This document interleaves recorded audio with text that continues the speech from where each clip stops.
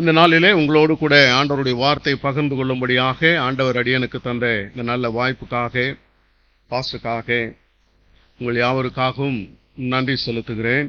ஆண்டவர் தாமே இந்த நாளிலே நம்மோடு கூட இடைப்படுவாராக. நாம் வாசிக்க கேட்ட இந்த வசனங்களின் அடிப்படையிலே இந்த நாளிலே நான் உங்களோடு கூட ஆண்டவருடைய வார்த்தைகளை பகிர்ந்து கொள்ள இருக்கிறேன். உபாகமத்தின் புஸ்தகம் 11வது அதிகாரத்தினுடைய 26வது வசனத்தை வாசியுங்கள். அதில் அருமையாக ஒரு காரியம் சொல்லப்பட்டிருக்கிறது. வாசியுங்க.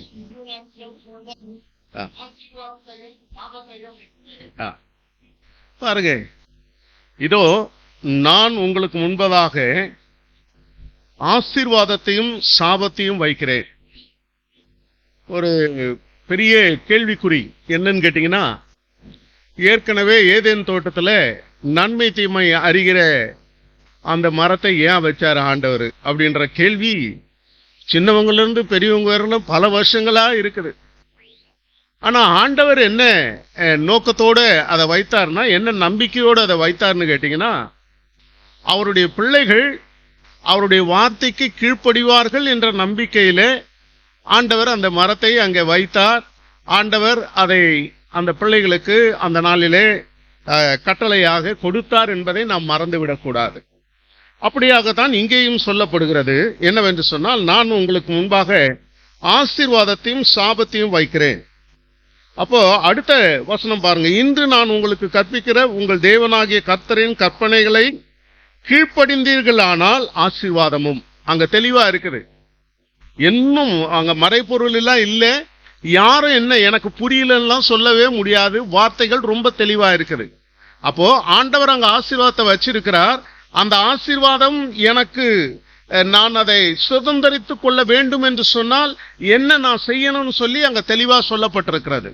அவருடைய கற்பனைகளை நாம் கை கொள்ளுகிற பொழுது நமக்கு ஆசீர்வாதம் வரும் என்பதை அங்கே தெளிவாக சொல்லுகிறது. அப்படியானால் இன்றைக்கு உலகத்திலே நாம் ஜீவித்துக் கொண்டிருக்கிற இந்த நாட்களிலே நாம் எதை சுதந்திரித்துக் கொண்டிருக்கிறோம்? அப்போ ஆசீர்வாதத்தை நான் சுதந்திரிக்கலன்னு சொன்னா அது யார் தப்புன்னு சொன்னா ஆண்டவருடைய தப்பு இல்லை. அது ஆண்டவருடைய பிரச்சனை இல்லை, நம்முடைய பிரச்சனை.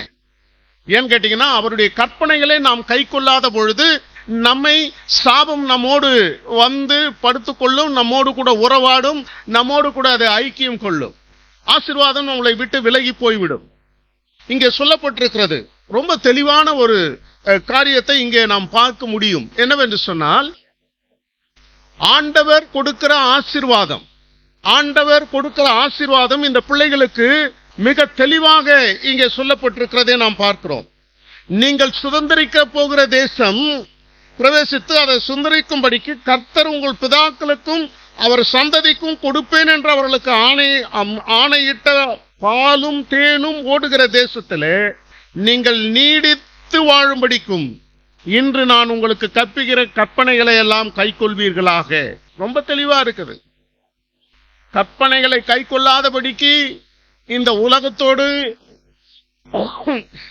நான் ஒத்து போவேன் என்று சொன்னால் நான் ஆசீர்வாதத்தை அனுபவிக்க முடியாது. அது மட்டுமல்ல, இங்க பாத்தீங்கன்னு சொன்னீங்கன்னா ரொம்ப தெளிவா இருக்குங்க. என்னன்னு கேட்டீங்கன்னா, நீங்க சுதந்திரிக்க போகிற தேசம் எப்படிப்பட்டதுன்னா, நீ விட்டு வந்த எகிப்து தேசத்தை போலிராது.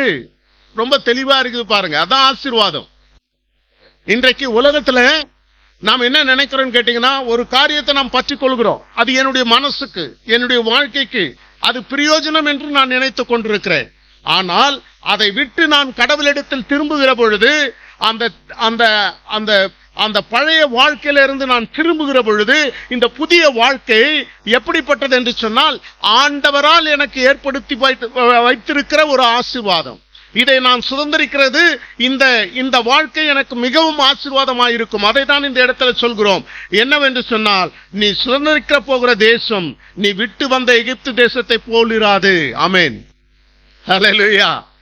நிறைய காரியங்கள் இங்கே சொல்லப்பட்டிருக்கிறது, நிறைய காரியங்கள். அது மட்டுமல்ல, அங்கே நீ விதைத்து கீரை தோட்டத்துக்கு நீர் பாய்ச்சுகிற போல உன் கால்களால் நீர் பாய்ச்சி வந்தாய். அப்படின்னா என்ன அர்த்தம்? இங்க விவசாயிகளும் இருக்கிறாங்க.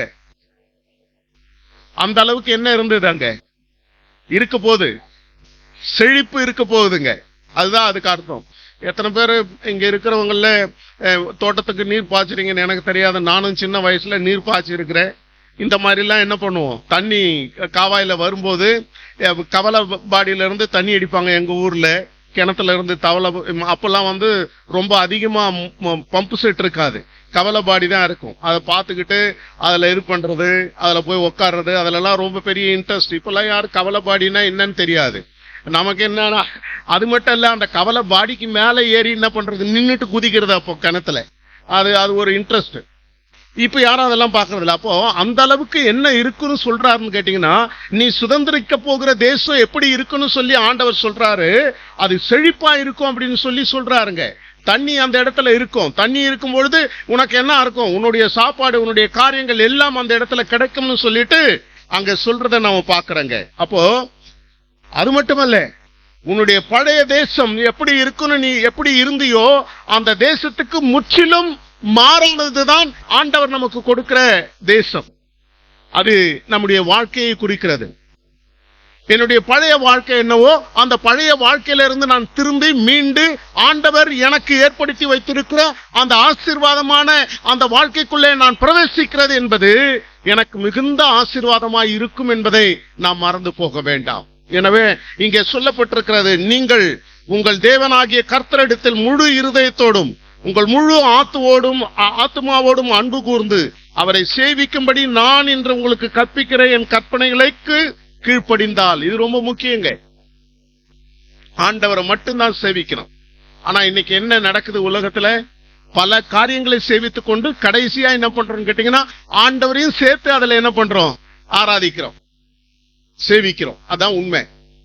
அப்படின்னா என்ன அர்த்தம், இன்றைக்கு உலகத்துல இருக்கிற எல்லா காரியங்களும் அதாவது என்னன்னு கேட்டீங்கன்னா, எனக்கு வீடு வேணும், கார் வேணும், கப்பல் வேணும், ஏரோப்ளேன் வேணும், எல்லாம் கிடைக்கணும். அதுக்கு மத்தியில நான் ஆண்டவரை ஆசீர்வதிப்பேன். அதெல்லாம் கிடைக்காத போது எனக்கு என்ன இல்லை, பிரச்சனை இல்லை. நான் ஆண்டவரை என்னோட கூட இல்லை, என்ன ஆண்டவர் ஆசீர்வதிக்கல அப்படின்ற ஒரு எண்ணத்தை நம்ம என்ன பண்றோம், உள்ளத்துக்குள்ள வச்சுக்கிறோம். இதெல்லாம் தான் ஆசீர்வாதம். ஆனா அது அல்ல ஆசீர்வாதம். அவருடைய கற்பனைகளை கை கொள்ளுகிற பொழுது நாம் அவரோடு கூட வாழ்கிற வாழ்க்கை தான் நமக்கு ஆசீர்வாதமான வாழ்க்கை. இங்க சொல்றார், தெளிவா சொல்றார், நான் உங்க வச்சிருக்கிறேன், ஆசீர்வாதத்தையும் வச்சிருக்கிறேன், சாபத்தையும் வச்சிருக்கிறேன். நீ ஆசீர்வாதத்தை சுதந்திரத்தை கொள்ளணும்னா இதை நீ செய்தே ஆகணும். அதை நீ செய்கிற பொழுது உனக்கு ஆசீர்வாதமா இருக்கும் என்று சொல்லி ஆண்டவர் சொல்றார். இன்னைக்கு எல்லாரும் பயந்து எடுத்து வாழ்ந்துட்டு இருக்கிறோம். என்னன்னு கேட்டீங்கன்னா, இன்னும் கூட கொரோனா நம்மளை விட்டு போல. இன்னும் எத்தனை நாளைக்கு கொரோனா இருக்குன்னு நமக்கு தெரியல. நிறைய பேர் நினைச்சிட்டு கொரோனா போயிடுச்சு, எங்கேயோ வேற ஊருக்கு பஸ் ஏறி போயிடுச்சுன்னு நினைச்சிட்டு இருக்கிறோம். இல்ல, ரீசெண்டா ஒருத்தர் என்கிட்ட பேசினாரு. தம்பி அவர் சொன்னாரு, ஸ்டாலின் எனக்கு கொரோனாப்பா. எங்கேயா இருக்கிற நீ, ஆஸ்பத்திரியில இருக்கிற, ஆஸ்பத்திரியில் இருக்கும் போது கொரோனா இருக்குது, 5 நாளைக்கு மாத்திரை கொடுத்துக்கிறாங்க, சாப்பிட்டு இருக்கிறேன் அப்படின்னு ரொம்ப டல்லா பேசுறாரு.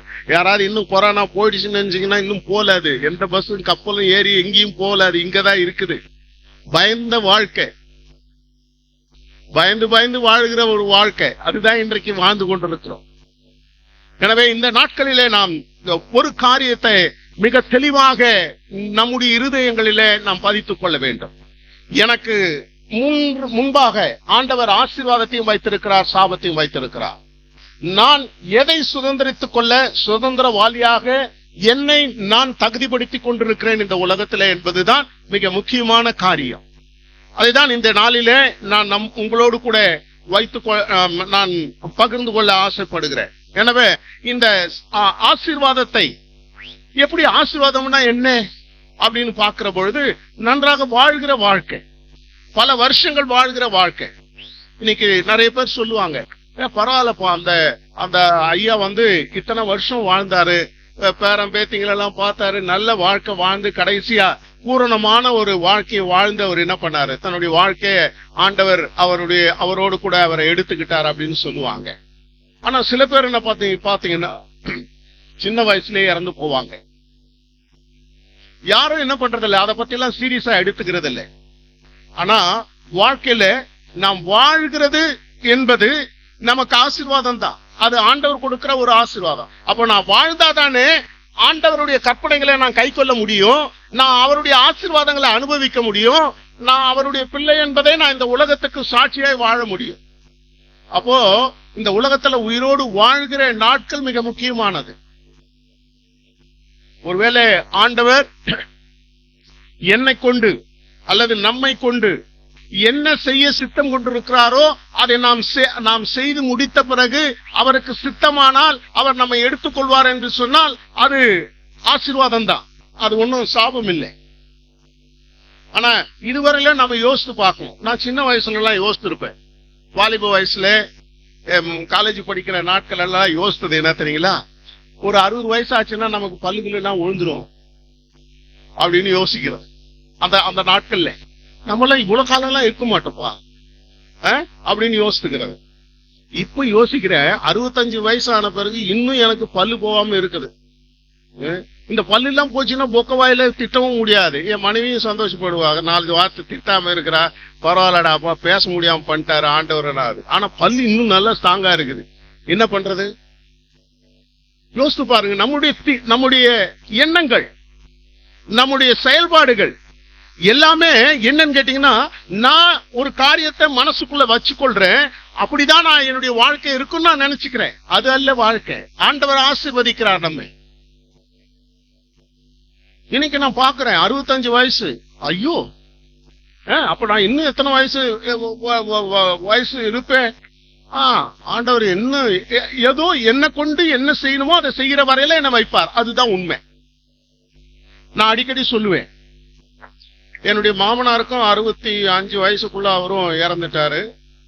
என்னுடைய அப்பாவும் 63 வயசுல இறந்துட்டாரு. நானும் அந்த வயசுல போய் சேர்ந்துருவேன் அப்படின்னு நான் நினைச்சிட்டு இருக்கிறேன். ஆனா ஆண்டவர் என்ன செய்யறார் பாருங்க, அவருக்கு ஒரு சித்தம் இருக்கிறது. நான் நினைக்கிறதெல்லாம் நடக்காது. அது எப்படி நடந்துடும்? இல்ல, அது நடக்காது. அப்போ இங்க நாம் பார்க்கிற பொழுது என்ன செய்யறாருன்னு கேட்டீங்கன்னா, ஆண்டவர் சொல்றாரு, நீ என்னுடைய கற்பனைகளை கைக்கொள், அதுதான் உனக்கு முக்கியம். அது மட்டுமல்ல, நான் வச்சிருக்கிற இந்த ஆசீர்வாதத்தை நீ அனுபவிக்கணும். அப்போ எனக்கு முன்ன இறந்து போனவங்களாம் அதுக்கு தகுதி இல்லாதவங்களா? அப்படி அல்ல. நமக்கு முன்ன இறந்து போனவங்களாம் தகுதி இல்லாதவங்களா? அப்படி அல்ல. ஆண்டவர் அவர்களுடைய வாழ்க்கையில என்ன காரியங்களை செய்யும்படியாக அவர்களை இந்த உலகத்திற்கு கொண்டு வந்தாரோ, அவருடைய நோக்கம் என்னவோ அதை அவர்கள் மூலமாய் ஆண்டவர் நிறைவேற்றி விட்டார். அப்போ நீங்களும் நானும் செய்ய வேண்டியது என்ன?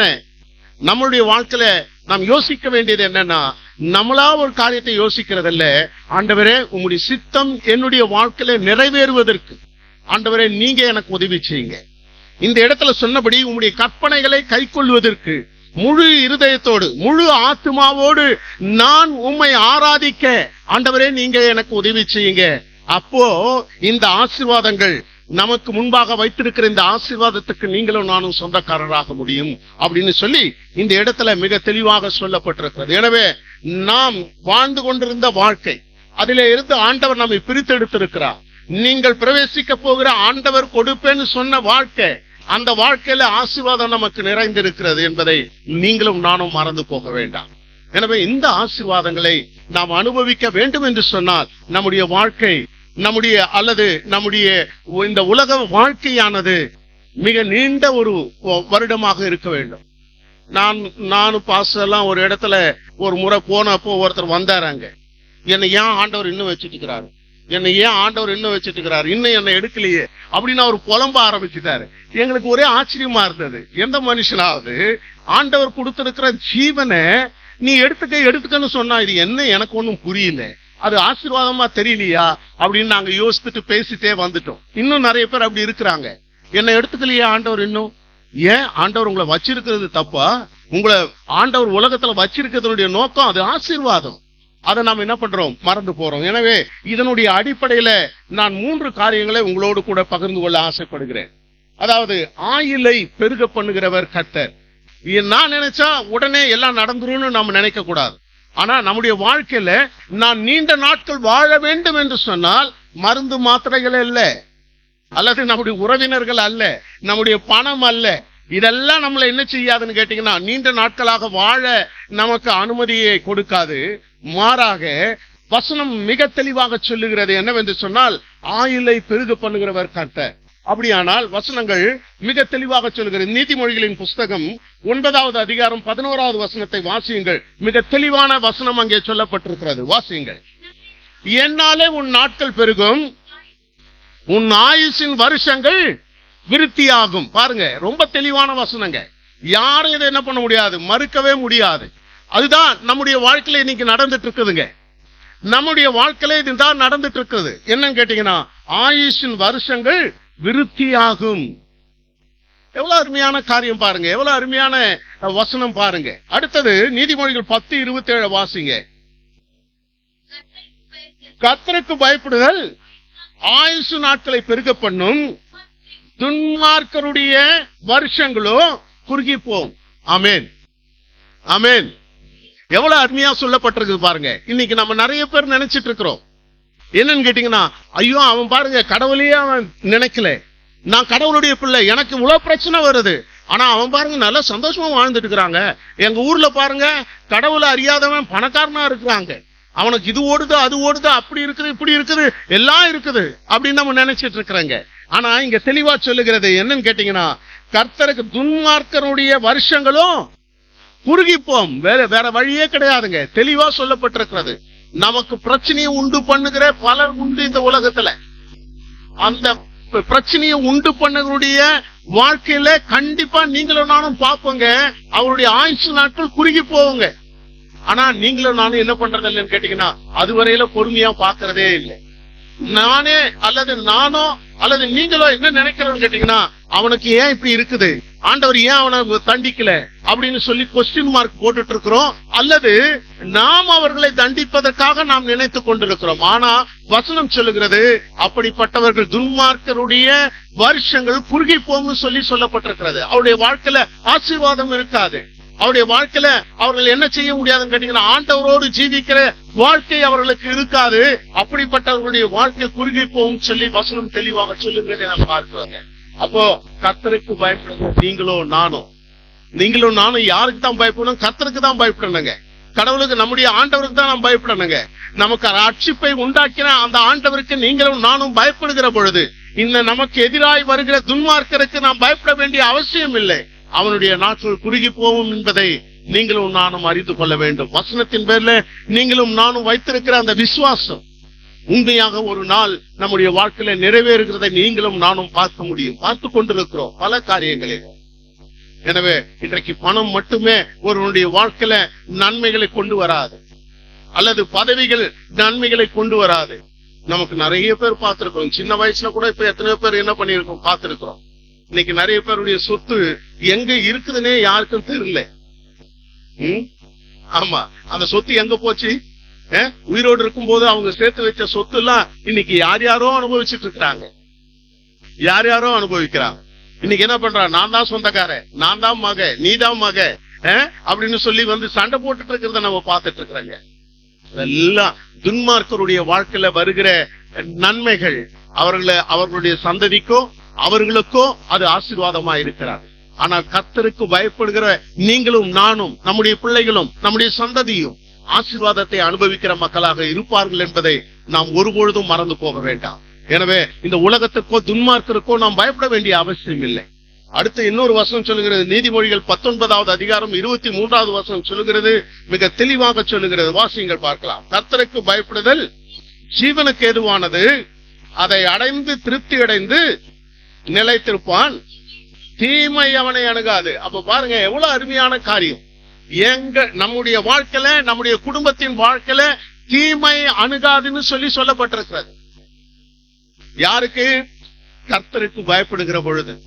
அப்போ இதுதாங்க ஆசீர்வாதம், இதைதான் ஆண்டவர் வச்சிருக்கிறார். அப்போ நீங்களும் நானும் இந்த உலகத்துல ஜீவிக்கிற நாட்களில நமக்கு ஆயுசை பெருக பண்ணுகிற ஆண்டவர் எதற்காக பெருக பண்ணுகிறார் என்று சொன்னால், இதை அனுபவிக்க பிறகு அவருக்கு பயப்படுவதற்கு நம்முடைய ஆயுசை அவர் பெருக பண்ணி இருக்கிறார். அது மட்டுமல்ல, அதை அடைந்தவன் திருப்தி அடைந்து நிலைத்திருப்பான்னு சொல்லி சொல்லப்பட்டிருக்கார். இன்னைக்கு நிறைய பேருடைய வாழ்க்கை, நமக்கு முன்பாக வாழ்ந்தவர்களுடைய வாழ்க்கை, பலருடைய விசுவாச வாழ்க்கை நமக்கு சாட்சியாக இருக்கிறது. எத்தனையோ பேர் பல மிஷனரிகள் தங்களுடைய சொந்த சொத்தை வித்து எடுத்துட்டு வந்து இந்த ஊர்ல என்ன பண்ணிருக்கிறாங்க, சொத்து வாங்கி வச்சுட்டு போயிருக்கிறாங்க நமக்காக. ரீசெண்டா முந்தா நேத்தோ ஒரு வாட்ஸ்அப்ல ஒரு மெசேஜ் வந்தது. யாரோ ஒரு பாஸ்டர் என்ன பண்ணாரா, ஒரு ஒரு குழந்தைங்களுக்கு நான் ஒரு ஹாஸ்டல் நடத்துறேன்னு சொல்லி ஃபாரின்ல இருந்து காசெல்லாம் வாங்கி நிறைய நடத்திட்டு இருந்தாரா. ஒரு முறை அவர் இங்க இருந்து அந்த ஊருக்கு போனாரா, எங்க அமெரிக்காவுக்கு போய் அந்த சப்போர்ட்டர்ஸ் மீட் பண்ணாரா. அதுல ஒருத்தர் வீட்டுக்கு போனப்போ அவங்க ரொம்ப ஏழ்மையா வாழ்ந்தாங்களாம். ஆனா அவங்க சம்பாதிக்கிற காசுல 90% என்ன பண்ணிருக்கிறாங்க, அவருடைய ஹாஸ்டலுக்கு அனுப்புனாங்களாம். ஆனா இவர் எங்க என்ன பண்றாருன்னு கேட்டீங்கன்னா, காரு வீடு அது இதுன்னு லக்ஸூரியா வாழ்ந்துட்டு இருந்தது இவர் வாழ்ந்து இருந்திருக்கிறார். அவங்க அவ்வளோ தாங்கள் சம்பாதிக்கிற பணத்தை இங்க இருக்கிற ஏழை பிள்ளைகள் வாழணும்னு சொல்லி அனுப்பின பணத்தை இவர் மிஸ்யூஸ் பண்ணதை அவர் பார்த்துட்டு அவருக்கே நேரா இந்தியாவுக்கு வந்து தூக்கு போட்டு சேர்த்துட்டாரா. அப்படி ஒரு மெசேஜ் வந்துட்டு இருக்குது, ஃபார்வர்ட் பண்ணிட்டு இருக்கிறாங்க. அப்போ ஒருத்தர் கமெண்ட் போடுறாரு, அவன் மனசாட்சி உள்ள ஊழியக்காரன்பா, அதனால என்ன பண்ணிட்டான், தூக்கு போட்டு சேர்த்துட்டாப்பா, அப்படி இப்படின்னு சொல்லிட்டு. எது எப்படி ஆனாலும், உண்மை எப்படி ஆனாலும் என்னன்னு கேட்டீங்கன்னா, ஜனங்கள் இன்றைக்கு நிறைய பேர் என்ன பண்றாங்க, ஆண்டவருடைய பிள்ளைகள் மற்றவர்களுக்கு ஆசீர்வாதமாய் நாம் வாழ வேண்டும் என்று சொல்லி தங்களுடைய பணத்தை, தங்களுடைய நேரத்தை, தங்களுடைய வாழ்க்கையை அர்ப்பணித்து வாழ்கிற இந்த நாட்களிலே ஆண்டவர் நமக்கு எதற்காக இந்த ஆயுசை பெருக பண்ணுகிறார் என்று சொன்னால், மற்றவர்களுக்கு நாம் ஆசீர்வாதமாய் இருக்க ஆண்டவர் நமக்கு இந்த ஆயுசை கொடுத்திருக்கிறார். ஆமென், ஆமென். ஆமா, அப்போ இந்த ஆசீர்வாதத்தை மற்றவர்களுக்கு கொடுக்க நமக்கு ஆண்டவர் ஆயுளை பெருக பண்ணுகிறவராக இருக்கிறார். இரண்டாவதாக நாம் பார்க்கிற பொழுது ஆயுளை நீடிக்க பண்ணுகிறார் என்று சொல்லி வசனங்கள் சொல்லுகிறது. ஆயுளை நீட்டிக்க பண்ணுகிறார். முதல்ல ஆயுசை பெருக பண்ணுகிறார்னு பார்த்தோம். அடுத்தது ஆயுளை நீட்டிக்க பண்ணுகிறார்னு சொல்லி நம்ம பார்ப்போம். இந்த ஆயுள் எப்போ நீட்டிக்க பண்ணுகிறார்னு கேட்டீங்கன்னா, அவருடைய கற்பனைகளை கை கொள்ளுகிற பொழுது ஆண்டவர் நமக்கு அவருடைய ஆயுளை நீட்டிக்க பண்ணுகிறார்னு சொல்லி வசனங்கள் சொல்லுகிறது. நீதிமொழிகள் 4வது அதிகாரம் 10வது வசனத்தை வாசிங்க பார்க்கலாம்.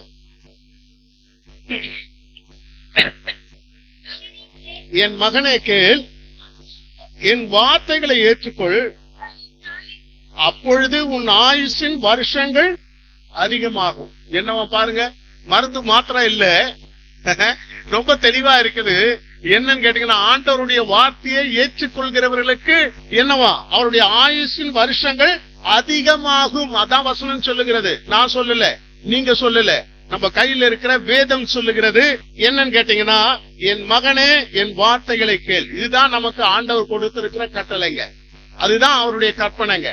அவருடைய வார்த்தைக்கு கீழ்ப்படுகிற பொழுது, அவருடைய வார்த்தைக்கு காது கொடுக்கிற பொழுது நம்முடைய வாழ்க்கை என்ன பண்ணுவார் ஆண்டவர், வருஷங்களை கூட்டி கொடுப்பன்னு சொல்றாங்க. இதுதான் உண்மையும் கூட. யாத்திராகமத்தின் புஸ்தகம் 20வது அதிகாரம் 12வது வசனத்தை வாசிங்க பார்க்கலாம். யாத்திராகமம் 20:12. உன் தேவனாகிய கர்த்தர் உனக்கு கொடுக்கிற தேசத்துல உன் நாட்கள் நீடித்திருப்பதற்கு உன் தகப்பனையும் உன் தாயையும் கனம் பண்ணுவாயாக. அடுத்த கற்பனையை ஆண்டவர் கொடுக்கிறார் பாருங்க. ரொம்ப அருமையான காரியம். ஆனா இன்னைக்கு நாம் பார்க்கிற பொழுது நிறைய கிறிஸ்தவங்க தான் என்ன பண்றாங்க, என்ன ஆரம்பிக்கிறாங்க. கரெக்டா சொன்னீங்க. முதியோர் எல்லாம் யார் ஆரம்பிக்கிறதுங்க, கிறிஸ்தவன் தான் ஆரம்பிக்கிறான். ஆனா வசனம் அப்படி சொல்லல. நீ போய் என்ன பண்ணு, முதியோர் எல்லாம் ஆரம்பின்னு சொல்லல. ஆனா என்ன பண்றாங்க, முதியோர் எல்லாம் ஆரம்பிக்கிறாங்க. யாரு ஆரம்பிக்கிற, கிறிஸ்தவன் தான் ஆரம்பிக்கிறான். அதை பார்த்தா ஹிந்துஸும் இப்ப ஆரம்பிச்சுட்டாங்க. சரி, எப்படியோ ஒண்ணு நன்மை செய்யணும்னு நம்ம என்ன பண்றோம், முயற்சி எடுக்கலாம், தப்பு கிடையாது. ஆனா என்னன்னு கேட்டீங்கன்னா, ரொம்ப தெளிவா இருக்குதுங்க வசனம்.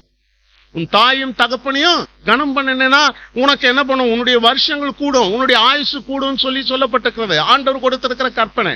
சும்மாவே நான் போய் மாத்திரை மட்டும் சாப்பிட்டுட்டோம்னா என் வாழ்க்கை கூடிடும் நம்ம நினைக்க வேண்டாம்.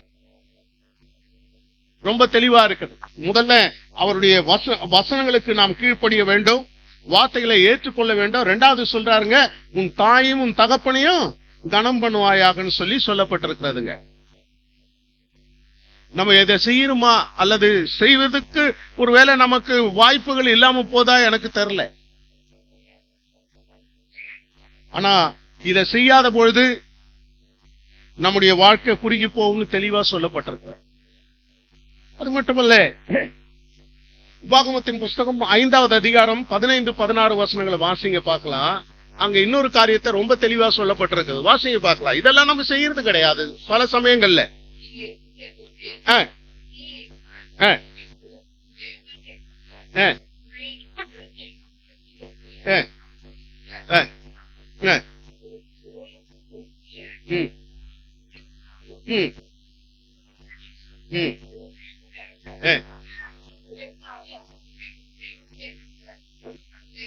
போதுங்க.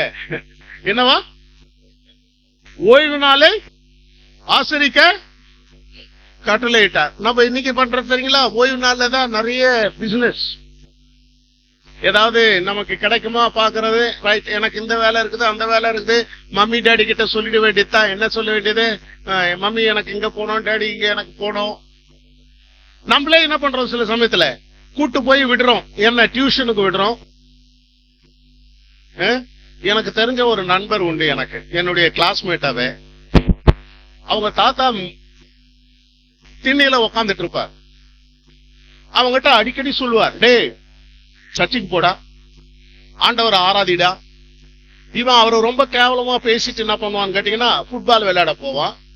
இப்படி இருந்தவனுக்கு திடீர்னு ஒரு வேலை கிடைச்சது. அது என்ன வேலைன்னு கேட்டீங்கன்னா, தோல் ஷாப் இருக்குது இல்ல, தோல் ஷாப்பு. அந்த தோல் ஷாப்ல என்ன பண்ணணும்னு கேட்டீங்கன்னா, தோலை உள்ள விடணும், மிஷினுக்குள்ள விடணும். அந்த மிஷின் என்ன பண்ணணும்னு கேட்டீங்கன்னா வர்க்கு இழுக்கும். என்னன்னு கேட்டீங்கன்னா, மேல இருக்கிற அந்த ரோமத்தெல்லாம் அது என்ன பண்ணணும்னு கேட்டீங்கன்னா இழுக்கும். அந்த வேலையை செய்யறதுக்கு இவன் போய் ஜாயின் பண்ணிட்டான். சண்டே அன்னைக்கு அவன் வேலைக்கு போறான். அவங்க தாத்தா என்கிட்ட ஒரு நாள் சொல்றாரு, ஏப்பா இவனுக்கு சொல்லம்பா, சர்ச்சுக்கு போகாம இவன் என்ன பண்றான், வேலைக்கு போயிட்டு இருக்கிறான்பான்னு. அவன் அவரை கிண்டல் பண்ணிட்டு போறான். ஒரு 2 வாரம் ஆச்சுங்க. 3வது வாரம் என்னன்னு கேட்டீங்கன்னா, ஒரு பெரிய ஆக்சிடென்ட். என்னன்னு கேட்டீங்கன்னா, தோலை விடுறதுக்கு கையும் விட்டுட்டான் உள்ள. கையும் என்ன பண்ணுச்சு, பாதி கை போய் சேர்ந்துச்சு, வறுக்கு நீ இழுத்து தள்ளிடுச்சு. அப்பதான் எனக்கு தெரிஞ்சு இந்த கிழவன் சொன்னது கரெக்டா போச்சு. நம்ம யாராவது கேட்டோமா, இந்த மனுஷன் பேச்ச கேட்கலையே அப்படின்னு யோசித்தோம். அதுக்கப்புறம் பாருங்க, கரெக்டா சர்ச்சுக்கு வர ஆரம்பிச்சான். அவனுக்கு ஒரு நல்ல வேலையும் கிடைச்சது. அந்த கை போனதுனால அது அடுத்த பிரச்சனை. அது நல்லதுன்னு நம்ம நினைச்சுக்க முடியாது. அதுக்கப்புறம் அவன் என்ன பண்ணான், தாசில்தார் ஆகி அவன் ரிட்டையர்ட் ஆயிட்டான். அது அடுத்த ஜோக். ஆமாங்க. அப்பதான் நான் யோசித்தேன், இந்த பெரியவர் சொன்னது எவ்வளவு உண்மையா. ஒருவேளை அந்த வேலை அவனுக்கு கிடைக்காம இருந்துச்சுன்னு வச்சுங்களேன், அவன் வாழ்க்கை வீணா போயிருக்கும். எனவே வாழ்க்கையில நம்ம நினைக்கிறோம் என்னன்னு கேட்டீங்கன்னா, வசனங்கள்லாம் அவ்வளவு இம்பார்ட்டன்ஸ் கொடுக்கறது இல்ல. ஒருவேளை நமக்கு யாராவது அதை ஞாபகப்படுத்தினாலும் நம்ம அதை பத்தி பெருசா எடுத்துக்கிறது இல்லைங்க. வசனம் மிக தெளிவா சொல்லுதுங்க, ஓய்வு நாள் யாருக்கு சொந்தமானது? ஆண்டவருக்கு, தேவனுக்கு சொந்தமானது. அதுக்கு நம்ம எந்த அளவுக்கு முக்கியத்துவம் கொடுக்கிறோமோ அந்த அளவுக்கு நமக்கு ஆசீர்வாதம் நம்முடைய வாழ்க்கையில, நம்முடைய குடும்பத்துல, நம்முடைய தனிப்பட்ட காரியங்களில வந்து நிற்கும். அதை ஒண்ணு யாரும் தடுக்கவே முடியாது. எனவே ஆண்டவர் என்னுடைய ஆயுளை நீட்டிக்க பண்ண வேண்டும் என்று சொன்னால், நான் அவருடைய ஓய்வு நாளை அவருக்கென்று கொடுக்கிற அளவுக்கு தான் எனக்கு ஆசீர்வாதம் இருக்கும். நான் அதுக்கு இம்பார்ட்டன்ஸ் கொடுக்கலன்னா எனக்கு ஆசீர்வாதமும் இருக்காது. ஆமென், ஆமென். ஆமா, எந்த வேலை எப்படி இருந்தாலும் ஞாயிற்றுக்கிழமை யாருக்கு சொந்தமானது? தேவனுக்கு சொந்தமானது. அதை வந்துடணும். என்ன லட்சம் கோடி நமக்கு கிடைக்கிறதா இருந்தாலும் அது வேண்டாம். ஆமா, நான் சொல்லல, வேதம் சொல்லுகிறேன். அது மட்டுமல்ல, உபாகமம் 4:40 வசனங்களை வாசிங்க. நீயும், அது பாருங்க ரொம்ப தெளிவா இருக்குதுங்க, நீயும் உனக்கு பின்வரும் உன்னுடைய பிள்ளைகளும் நன்றாயிருக்கும்படிக்கும் உன் தேவனாகிய கர்த்தர், நீ உன் தேவனாகிய கர்த்தர் என்றைக்கும் கொடுக்கிற தேசத்துல நீ நீடித்த நாட்களாய் இருக்கும்படிக்கும் நான் இன்று உனக்கு கற்பிக்கும் அவருடைய கட்டளைகளையும் அவருடைய கற்பனைகளையும் கை கொள்ள கடவாய். ரொம்ப தெளிவா இருக்குது பாருங்க. நீ மட்டும் இல்லப்பா, உன் பிள்ளைகளும் என்ன பண்ணணும், அதை கை கொள்ளணும். அதுதான் அங்க சொல்லப்பட்டிருக்கிற காரியங்க. அது மட்டுமல்ல, 1 ராஜாக்களின் புஸ்தகம் பாத்தீங்கன்னா 3வது அதிகாரம் 14வது வசனத்தை வாசித்தீங்கன்னா இதே காரியத்தை அங்கேயும் சொல்லியிருப்பாங்க. வாசிங்க பார்க்கலாம். 1 ராஜாக்கள் 3வது அதிகாரம் 14வது வசனம்.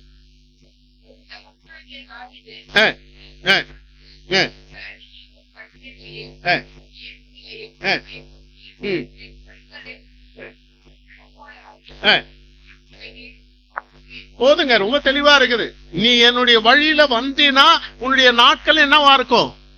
நீடித்திருக்கும். வேற வழியில நீ போனீன்னா உன்னுடைய நாட்கள் நீடித்து இருக்காது. தெளிவா சொல்லப்பட்டிருக்கிறது. எனவே நம்முடைய ஆண்டவர் நமக்கு நம்முடைய வாழ்க்கையில ஆயுளை பெருக பண்ணுகிறவர் நம்முடைய ஆண்டவர். அடுத்தது, ஆயுளை ஆண்டவர் நீட்டிக்க பண்ண வேண்டும் என்று சொன்னால் ஆண்டவருடைய கற்பனைகளை நாம் கை கொள்ளுகிற பொழுது ஆண்டவர் நம்முடைய ஆயுளை நீட்டிக்க பண்ணுகிறார் என்பதை நாம் மறந்து விட வேண்டாம். அது மட்டுமல்ல, நம்ம எல்லாருக்கும் நல்லா தெரிஞ்ச ஒரு வசனம் உண்டு. எபேசியர் 6வது அதிகாரம் வசனங்கள் 1-3 வரையில நம்ம எல்லாருக்கும் நல்லா தெரியும். என்ன? உன் தாயும் வாசிங்க பார்க்கலாம். பிள்ளைகளே, உங்கள் பெற்றோருக்கு கர்த்தருக்குள் கீழ்ப்படியுங்கள். இது நியாயம். பாருங்க, உனக்கு நன்மை உண்டாயிருக்கவும் பூமியிலே உன் வாழ்நாள் நீடித்திருப்பதற்கும் உன் தகப்பனையும் உன் தாயையும் கனம் பண்ணுவாயாக. எவ்வளவு தெளிவா இருக்குது பாருங்க. ஆமா, எனவே இன்றைக்கு என்னுடைய வாழ்க்கை, என்னுடைய வாழ்க்கையில ஆயுசு பல வருஷங்கள் நீடித்து இருக்கணும்னு சொன்னா அவருடைய கற்பனைகளை கை கொள்ளுகிற பொழுது, அவருடைய வார்த்தைகளை கை கொள்ளுகிற பொழுது நீங்களும் நானும் இந்த உலகத்துல நீடித்த நாட்களா இருக்க முடியும். அது ஆசீர்வாதமாயும் இருக்கும். நாம் அவருடைய சந்தோஷத்தை, அவர் கொடுக்கிற அந்த ஆசீர்வாதத்துல நீங்களும் நானும் மகிழ்ந்திருக்க முடியும் என்பதை இங்கே சொல்லுகிறது. எனவே ஆயுளை பெருக பண்ணுகிற ஆண்டவர். அடுத்தது, ஆயுளை நீட்டிக்க பண்ண என்ன நாம செய்யணும் உலகத்துல சொல்லி தெளிவா சொல்லுகிறது. கடைசியா நாம் பார்க்கிற பொழுது ஆயுளை பூரணப்படுத்துவது நம்முடைய ஆண்டவர் தாங்க.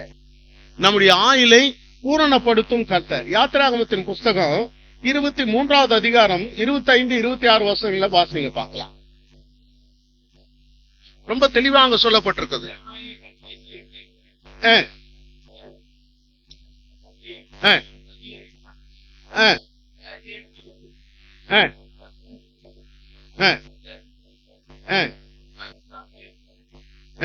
பாருங்க, ரொம்ப தெளிவா சொல்லி இருக்குது. என்னன்னு கேட்டீங்கன்னா, உனக்கு என்ன இந்த உலகத்துல நீங்களும் நானும் வாழ்வதற்கு என்ன அவசியம்? சாப்பாடு இல்லையா? அங்க சொல்லி இருக்கிறாரா? யாரும் ஒன்னும் சொல்ல மாட்டேன்றாங்களே. சொல்லுங்க. இவ்வளவு நேரம் நான் மைக்குக்கு முன்னாடி கத்திட்டு இருக்கிறேன், ஒருத்தரும் ஒன்னும் சொல்ல மாட்டேன்றீங்க. வாசிக்கிற வசனத்தை வாசித்தார், தெளிவா வாசித்தார். அப்போ என்ன சொல்றாருங்க? உனக்கு தேவையானதெல்லாம் நான் கொடுப்பேன். அது மட்டும் இல்ல, உன்னுடைய ஆயுசு நாட்களை நான் என்ன பண்ணுவேன்? பூரணப்படுத்துவேன். அப்படின்னா முழுமையான நாட்களை உனக்கு நான் கொடுப்பேன்னு சொல்றாரு ஆண்டவர். அடுத்தது, உபாகமம் 30:20 வாசிங்க. உபாகமம் 30:20.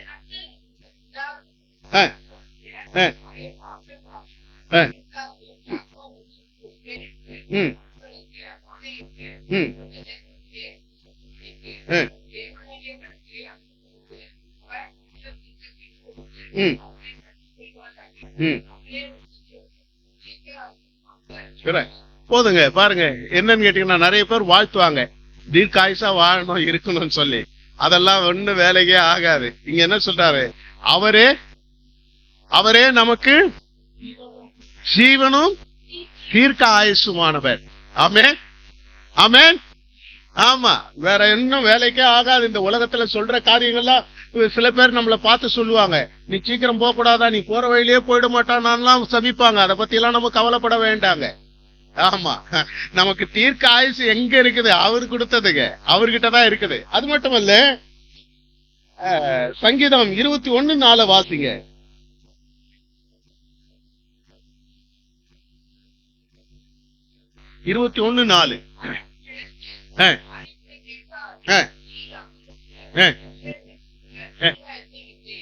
பாருங்க, நமக்கு ஆண்டவர் என்ன பண்ணோம்? என்றைக்கும் உள்ள தீர்க்க ஆயுசு. இதுல இன்னொரு காரியம் மறைபொருளும் அங்க இருக்குது. என்னன்னு கேட்டீங்கன்னா, நல்லா புரிஞ்சுங்க. ஆண்டவரை நாம் ஏற்றுக்கொள்கிற பொழுது ஆண்டவர் நமக்கு என்ன கொடுக்கிறார்? நித்திய ஜீவனை கொடுக்கிறார். இந்த உலக வாழ்க்கை மட்டும் அல்ல, அதன் பிறகு இந்த உலக வாழ்க்கைக்கு பிறகு நாம் வாழப்போகிற நித்திய வாழ்க்கையில நாம் அவரோடு கூட இருக்க போகிறோம். அததான் இங்க சொல்லப்பட்டிருக்கிறது. ஆமென், ஆமென். யார் யாருக்கெல்லாம் இது வேணும்ன்றது நமக்கு தெரியல. யார் யாருக்கெல்லாம் வேணாம் உங்களுக்குலாம் யார் யாருக்கு வேணும்? நம்ம எல்லாருக்கும் வேணும். அதுக்காக தான் நம்ம என்ன பண்றோம்? ஆண்டவர் ஆராதித்துக் கொண்டிருக்கிறோம். ஆமென், ஆமென். ஆமாங்க, இங்க சொல்லப்பட்டிருக்கிறபடி ஆண்டவர் நமக்கு நித்திய ஜீவனை கொடுத்திருக்கிறார். அந்த ஜீவனை சுதந்திரித்துக் கொள்வதும் ஆண்டவர் நமக்கு கொடுத்திருக்கிற மிகப்பெரிய ஒரு ஆசீர்வாதம். நீதிமொழிகள் 33 அதிகாரம்.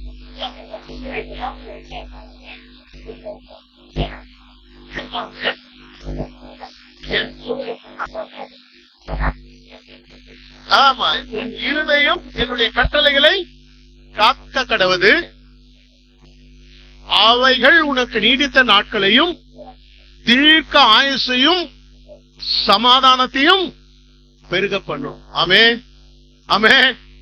ஆமாங்க, இதெல்லாம் என்னன்னு கேட்டீங்கன்னா, நாம பார்த்தபடி இன்று நான் உங்களுக்கு முன்பாக ஆசீர்வாதத்தை வைத்திருக்கிறேன்னு சொல்லி சொன்ன அந்த வசனத்தின் அடிப்படையில நமக்கு ஆண்டவர் வைத்திருக்கிற ஆசீர்வாதங்கள் என்ன நம்முடைய வாழ்க்கையிலன்னு சொல்லி இந்த 3 காரியங்களை நம்ம பார்த்தோம். என்னன்னு கேட்டீங்கன்னா, முதல்ல ஆயுளை பெருக பண்ணுகிற நம்முடைய ஆண்டவர், அவருடைய கற்பனைகளை நாம் கை கொள்ளுகிற பொழுது ஆண்டவர் நம்முடைய ஆயுளை நீடிக்க பண்ணுகிறார்னு பார்த்தோம். அது மட்டுமல்ல, நம்முடைய ஆயுளை பூரணமாக்குகிறவர் நம்முடைய ஆண்டவன் சொல்லி பார்த்தோம். சரி, இதெல்லாம் ரைட், ஓகே. வழி தப்புனவனுக்கு என்ன ஆண்டவர் வச்சிருக்கிறார்? சாபம்ன்றது என்ன? யோபுவின் புஸ்தகம் 15வது அதிகாரம் வசனங்கள் 31 - 35 வரல வாசிங்க, பார்க்கலாம். டக்குன்னு வாசிங்க. வழி தப்பினவன் பாருங்க, முதல்ல எடுத்ததுமே அங்க சொல்ற வசனத்தினுடைய ஆரம்பமே சொல்லுது, வழி தப்பினவன் மாயையை நம்பானாக, நம்பினால் மாயையே அவன் பலனா இருக்கும். அப்படி ஒரு நிமிஷம் இருங்க. மாயைன்னா என்ன? இல்லாத ஒண்ணு, இல்லாத ஒண்ணு இருக்கிற மாதிரி நம்பிட்டு இருக்கிறோம் பாத்தீங்களா, அதுதான் மாயைன்னு சொல்றது. அதுதான் அங்க சொல்றார். வழி தப்பினவனுக்கு என்னன்னு கேட்டீங்கன்னா, அவன் இல்லாத ஒண்ண அவன் நம்பிட்டு இருப்பானா. ஆமென், ஆமென். ரொம்ப தெளிவா சொல்லி இருக்குதுங்க. வழி தப்புகிறவன், வழி தப்புறவன் அவன் என்ன நினைப்பான்? நான் போற வழியில நான் என்ன பண்ண போறேன்? ஆசீர்வாதத்தை அனுபவிக்க போறேன்னு நினைச்சிட்டு இருப்பான். ஆனா அங்க அவனுக்கு ஆசீர்வாதமே இல்லை. அதுதான் உண்மை. ரைட், தொடர்ந்து வாசிங்க.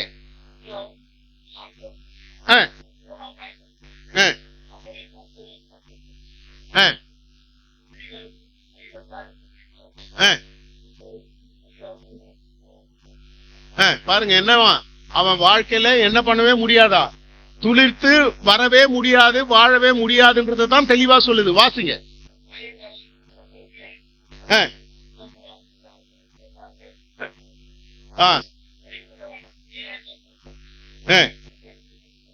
லஞ்சம் வாங்குறவனை பத்தி சொல்லி இருக்குது பாருங்க. பாருங்க, ரொம்ப தெளிவான வசனங்கள் இது. வழி தப்புகிறவனுக்கு என்ன என்ன வச்சிருக்கிறார்? அதுதான் அவனுடைய வாழ்க்கையில சாபம்னா என்னன்னா, அவன் வாழ்க்கையில என்னவே பண்ண முடியாதான்னு கேட்டீங்கன்னா, துளிர் விடவே முடியாதான். ஆமென், ஆமென், அல்லேலூயா.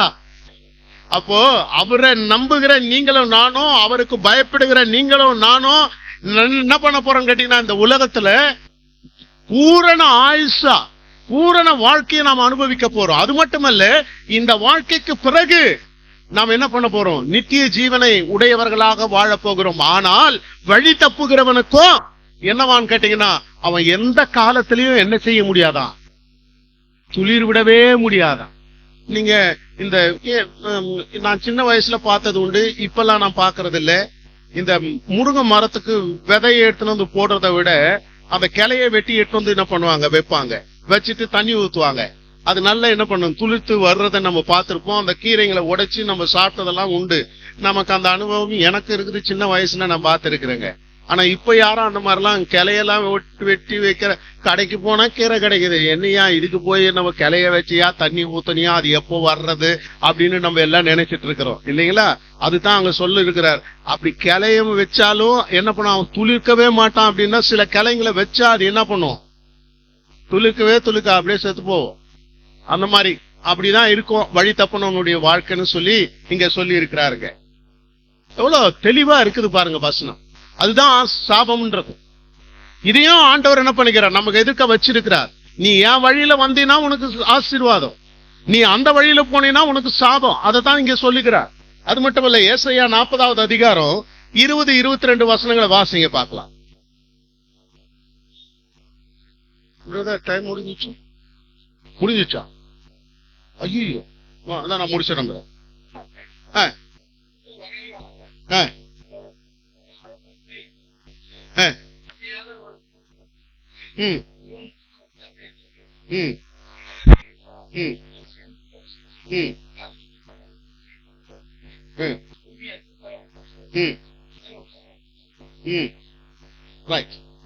இங்க என்னன்னு கேட்டீங்கன்னா, தனக்குன்னு சிலையை உண்டாக்குற காரியத்தை குறித்து சொல்லப்பட்டிருக்கிறது.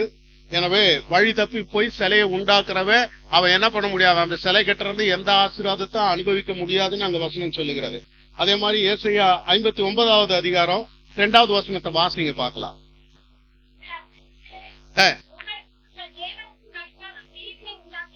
பாருங்க, நானா சொல்றேன் நீங்களா சொல்றீங்க? இல்ல, வசனம் சொல்லுது.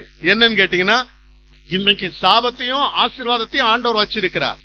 நான் ஆசீர்வாதத்தை அனுபவிக்கணும்னா, நான் ஆண்டவருடைய வழியில போனேன்னா எனக்கு ஆசீர்வாதம்.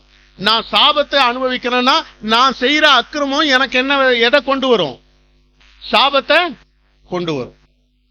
எனவே இன்னைக்கு நம்முடைய வாழ்க்கையை நாம் ஆராய்ந்து பார்ப்போம். எதுக்கு நாம் முக்கியத்துவம் கொடுக்கிறோம், எதை நோக்கி நாம் பயணப்பட்டு கொண்டிருக்கிறோம். உலகத்துல வாழ்கிற இந்த நாட்களிலே ஆண்டவர் நமக்கு அருமையான வாழ்க்கையை கொடுத்திருக்கிறார். இந்த வாழ்க்கையில ஆசீர்வாதத்தையும் சாபத்தையும் ஆண்டவர் வைத்திருக்கிறார். நாம் அனுபவிக்க வேண்டியது அவருடைய ஆசீர்வாதத்தை. அந்த ஆசீர்வாதத்தை அனுபவிக்க ஆண்டவர் நம்முடைய ஆயுளை பெருக பண்ண வேண்டும், அவர் நீட்டிக்க பண்ண வேண்டும், நம்முடைய ஆயுள் பூரணப்பட வேண்டும். எனவே அதை நோக்கி அந்த ஆசீர்வாதங்களை அனுபவிக்கிற வாழ்க்கையை வாழ ஆண்டவர் நமக்கு உதவி செய்யாராக. வழி தப்பி போகிறவனுடைய வாழ்க்கையில போல நாம் சாபங்களை அனுபவிக்கிற மக்களாய் அல்ல, ஆசீர்வாதங்களை அனுபவிக்கிற மக்களாக நித்திய ஜீவனை அடைய ஆண்டவர் நமக்கு கிருபை பாராட்டுவாராக. ஆமென்.